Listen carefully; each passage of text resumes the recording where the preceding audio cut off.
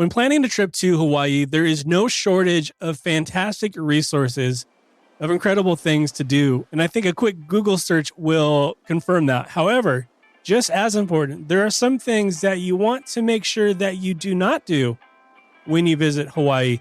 And that's what we're talking about in this episode. So let's go ahead and let's dive right on into it. Aloha!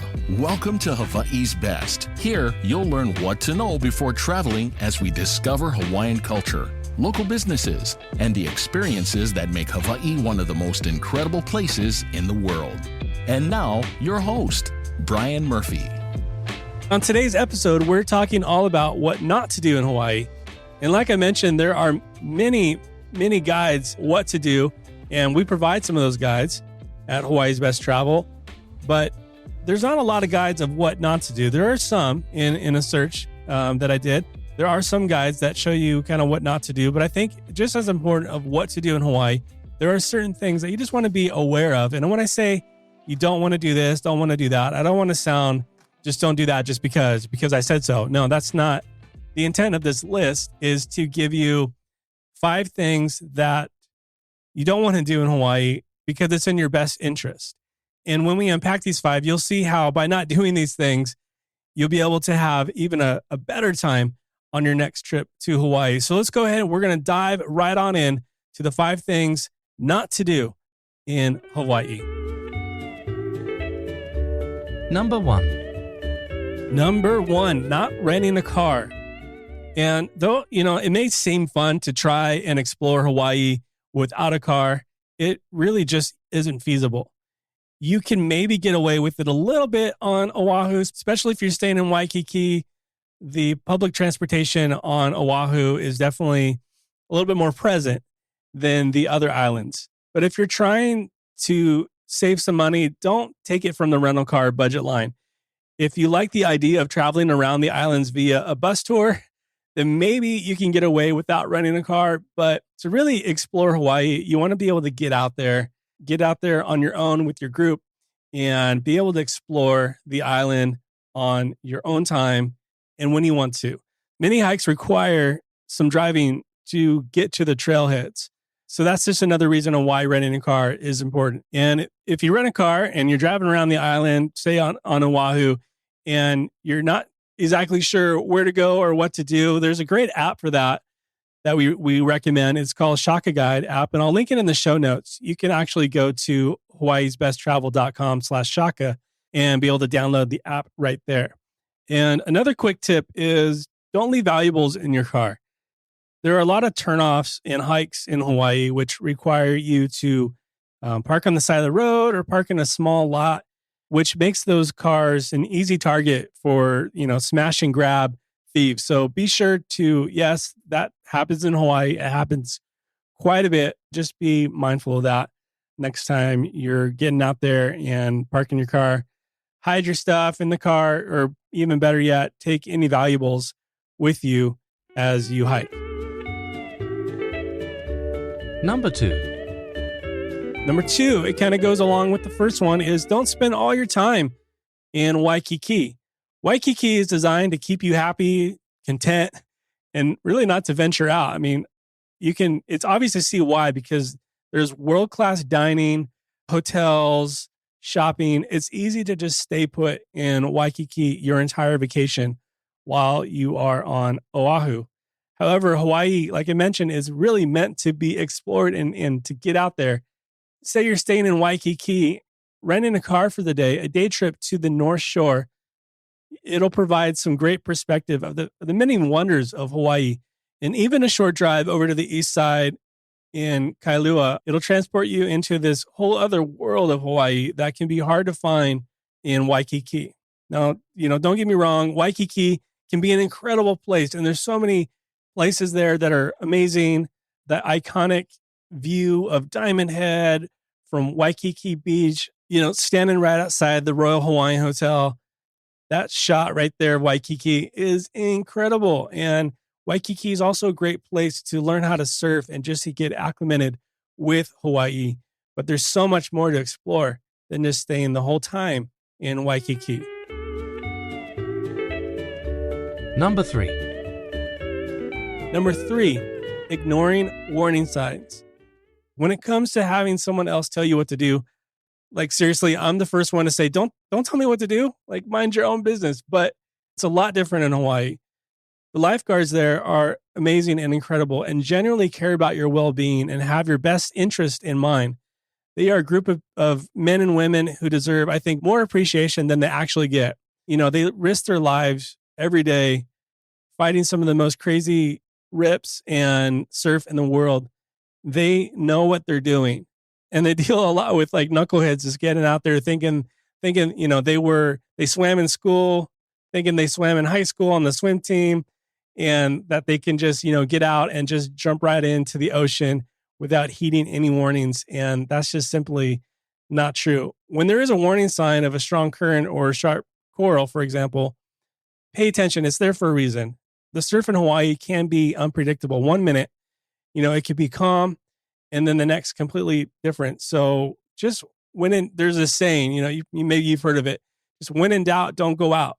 And that just simply means if you're feeling a little uneasy about getting out into the water, just don't do it. And another thing to just keep in mind too is just never turn your back to the ocean. Always just be aware there could be that one rogue wave that just kind of wipes you. You've probably seen people just get face planted in you know, some gnarly shore breaks. So just be aware of that.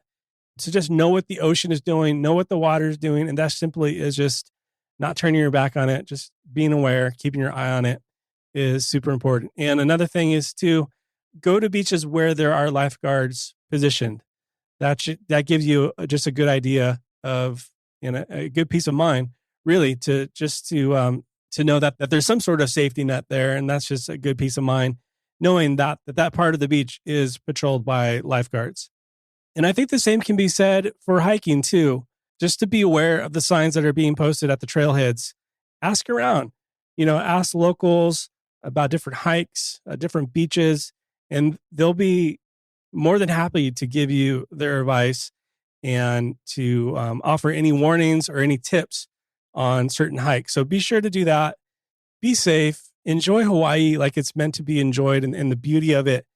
But also you want to make sure you go back home alive too, because that's super important. So those signs are there for a reason, and be sure to heed their warnings.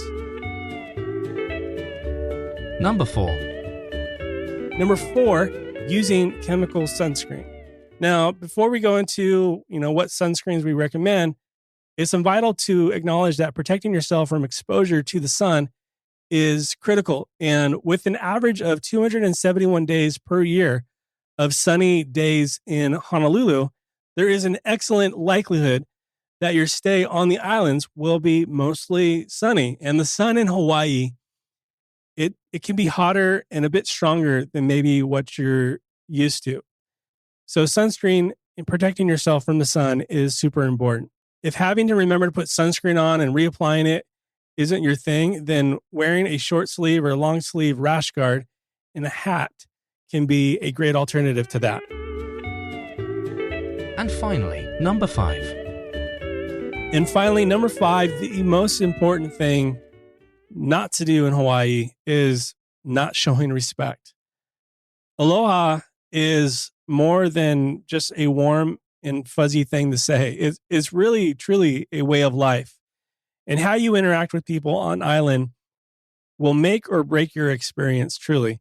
By simply showing love and appreciation for people in Hawaii while you're on vacation, you will receive 10 times back. The love and community of Hawaiians and locals is something truly unique and special.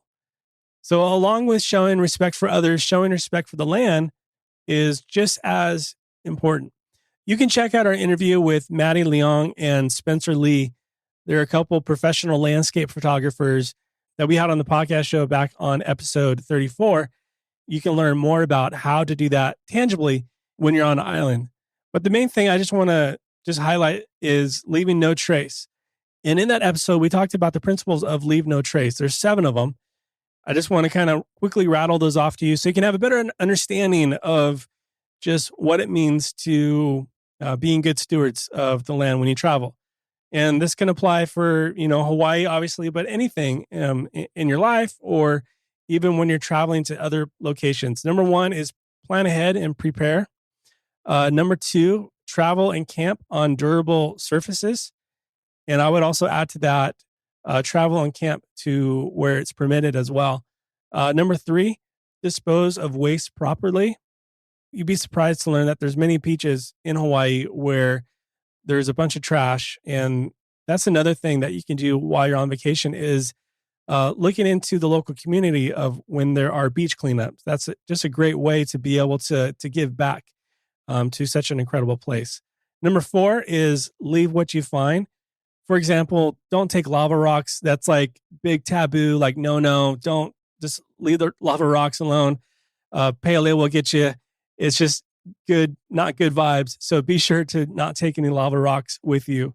Number five, minimize campfire impacts. And also, I would add to that, build a fire to where it's permitted as well. Number six is respect wildlife. Don't chase dolphins. Don't touch dolphins. Don't touch turtles.